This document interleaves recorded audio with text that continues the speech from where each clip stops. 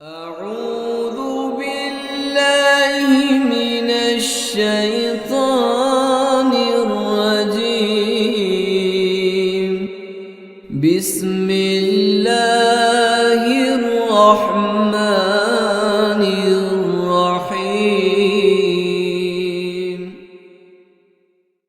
شروع کوم پنوم د الله چې بخون کې مهربان دی د قیامت وخت نږدې راغی او سپوږمۍ دو ټوټې شو خود دې خلکو حال داده چې کو هر نخ اوویني خو مخ اړوي او وای چې دا خو روان جادو دی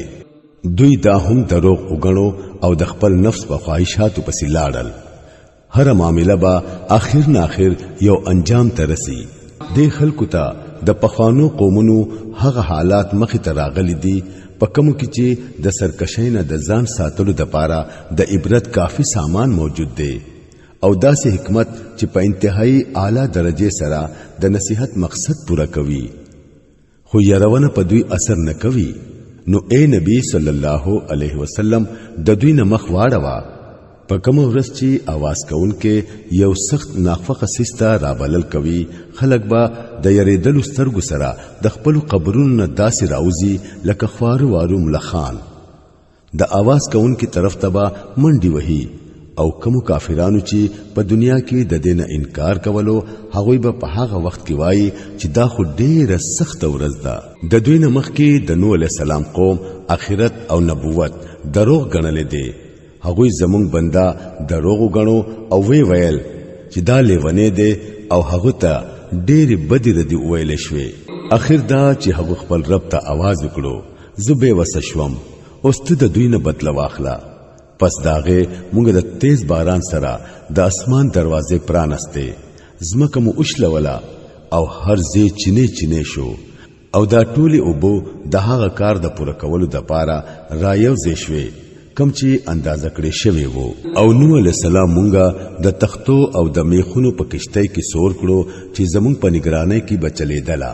دا و بدلا دا غسړي د پاره د چا چې بے قدری شوی و هغه کشتۍ مونږه د نخي په تور پرې خودا نو آیا څوک نصيحت قبلون کشتا وګوره څنګه و زما عذاب او څنګه وې زما يرونی مونږه دا قرآن د نصيحت د پاره یو اسانه ذریعہ جوړ کړی دا نو آیا شته څوک نصيحت قبلونکې عادیانو دروغ غنو نو وګورا چې څنګه وو زما عذاب او څنګه وې يرونی زما مونږه په هغوی باندې یو سخت طوفاني هوا په داسې ورځ راولې غلا چې داغه منحوستیا مسلسل وا چې خلک به اوچتول او داسې به غرزول لکه چې هغوی د استلو شو کجورو تنوي نو وګورئ چې څنګه وو زما عذاب او څنګه وې زما خبردارياني مونږه دا قرآن د نصيحت د پاره یو اسانه ذریعہ جوړ کړی دا نو آیا شته څوک نصيحت قبلونکې سمودیانو خبردارياني دروغ وګڼلې او وی ویل آیا اوس مونږه د خپل قوم په یو سړی پسې روان شو کو داغه مشري مو قبول کړه نو د دې به دا مطلب وي چې مونږ بیلاری شوی یو او زمونږ عقل خراب شوی دی آیا په مونږ کې بس هم دا یو سړی وو چې په هغه باندې د خدای ذکر نازل کړي شو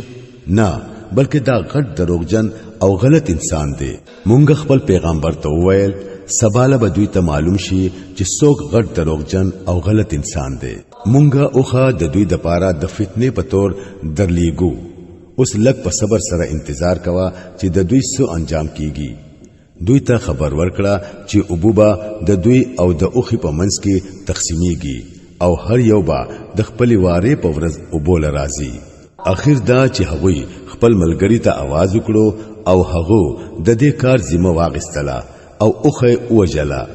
بیا وګوره چې څنګه وو زما عذاب او څنګه وې زما خبرداريانه مونږه په هغوی بس یو تندري आवाज راوستو او دا غوینا د شپول لګون کې د چقیدل شپول پشان بوس جوړ شول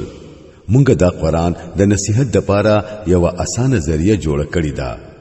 اوس شته څوک نصيحت قبلونکې د لوط علی السلام قوم خبردارياني دروغ وګڼلې او مونږه په هغوی باندې کانی ورون کې هوا ور اولې غلا صرف د لوط علی السلام د کور خلق داغه نه محفوظ پاتې شول مونږه هغوی په خپل فضل سره د شپې په اخري حصہ کې بهر وستل او بچ مکړل دا بدلا مونږ هر هغه سړی لور کوو چې هغه شکرګزار وي. لوط علیہ السلام د خپل قوم خلک زموږ د نیوکې نه خبردار کړل، خو هغوی د يرونی ټولي خبري شکمنې وګڼلې او په خندای واړولې. بیا هغوی کوشش وکړو چې هغه د خپل میلمنو د حفاظت نه منع کړي. اخر دا چې مونږ د هغوی سترګې ډندې کړې چې اوسکه زما د عذاب او زما د يرونی مزه. سحر وختي هغوی یو مستقل عذاب راګیر کړل. اوسکه مزه اوس زما د عذاب او زما د يرونی. مونږ دا قرآن د نصیحت د پاره یو اسانه ذریعہ جوړ کړی دا. نو آیا شته څوک نصیحت قبلونکې؟ او آل فرعون ته هم خبرداریان راغلی وي، خو هغوی زمونږ ټولي نخي دروغ وګڼلې. اخر دا چې مونږ هغوی داسې راونیول لکه څنګه چې یو زبردست قدرت والا نیول کوي. آیا ستاسو کافران د هغه خلکو نه څه بهتر دي یا په آسماني کتابونو کې ستاسو د پاره څه معافي کلی شوی ده؟ یا دا خلک دا وایي چې مونږ